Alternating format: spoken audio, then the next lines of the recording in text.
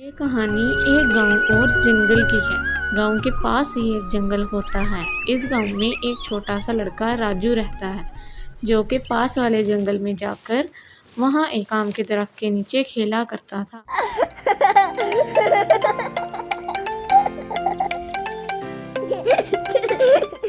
वो इस आम के दरख्त के ऊपर चढ़ता और आम खाता और बाद में आम के दरख्त के नीचे अक्सर सो जाता था। लेकिन उसके बाद राजू ने दरख्त के साथ खेलना बंद कर दिया। कुछ दिन बाद राजू फिर उस आम के दरख्त के पास आया। वो दरख्त बहुत दुखी होता है।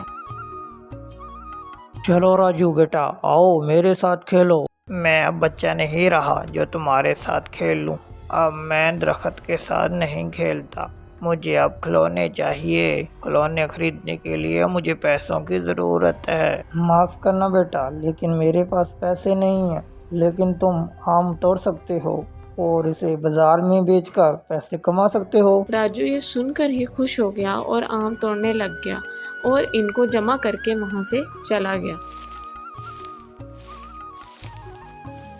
लेकिन फिर राजू कई दिनों तक आम के दरख्त के पास फिर ना आया। बेचारा आम का दरख्त बहुत परेशान हो गया। इसी तरह कई साल गुजर गए। राजू अब बड़ा हो गया था, यानी एक आदमी बन गया था। एक दिन वो फिर उसी आम के दरख्त के पास आया। आम का दरख्त खुश हो गया और बोला, चलो राजू बेटा, आओ मेरे साथ खेलो। मुझे तुम्हारे साथ नहीं खेलना, मेरे पास वक्त नहीं है। वैसे भी अब मैं बड़ा हो गया हूँ। मुझे अपने घर वालों के लिए काम करना है। हमें एक घर चाहिए। क्या तुम मेरी मदद कर सकते हो? मुझे माफ़ कर दो बेटा, पर मेरे पास तुमको देने के लिए घर नहीं है। लेकिन तुम मेरी शाखें काट कर अपना घर बना सकते हो। ये सुनते ही राजू ने आम की सारी शाखें तोड़ दी और इनको वहां से लेकर खुशी खुशी चला गया। शाखें टूटने के बावजूद दरख्त खुश था, लेकिन उसके बाद राजू फिर ना आया। बेचारा दरख्त बहुत ज्यादा दुखी हो गया। इसी तरह फिर कुछ और साल गुजरने के बाद गर्मियों में राजू फिर उसी दरख्त के पास आया। दरख्त इसको देखकर फिर से खुश हो गया। चलो राजू बेटा, आओ मेरे साथ खेलो। नहीं नहीं बेटा, अब मैं बूढ़ा हो गया हूँ। अब मुझे जिंदगी आराम से गुजारने के लिए कहीं और जाना है।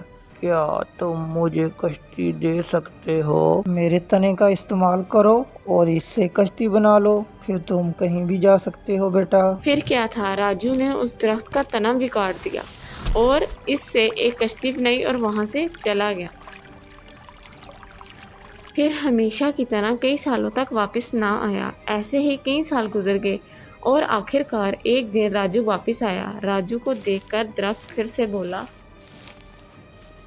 मुझे माफ़ करना बेटा, तुम्हें देने के लिए मेरे पास अब कुछ नहीं है। आम तो कब के ख़त्म हो गए। कोई बात नहीं, अब मेरे दांत भी तो नहीं है ना आम खाने के लिए। तुम्हारे खेलने के लिए अब शाखें भी नहीं हैं। पर अब मैं बहुत बूढ़ा हो गया हूँ शाखों पर चढ़ने के लिए। मेरे पास सचमुच कुछ नहीं बचा तुम्हें देने के लिए। मेरे पास बस ये जड़ें बाकी हैं, वो भी बैठने के लिए। अब मुझे किसी भी चीज़ की ज़रूरत नहीं है।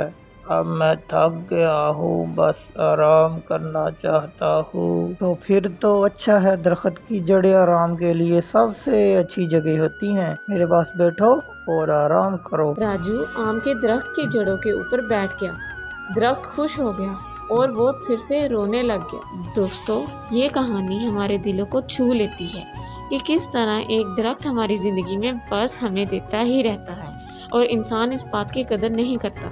दरख्त हमें छांव, फल, फूल और लकड़ियाँ देते हैं, पर हम इंसान इनको बेरहमी से अपने फायदे के लिए काट देते हैं।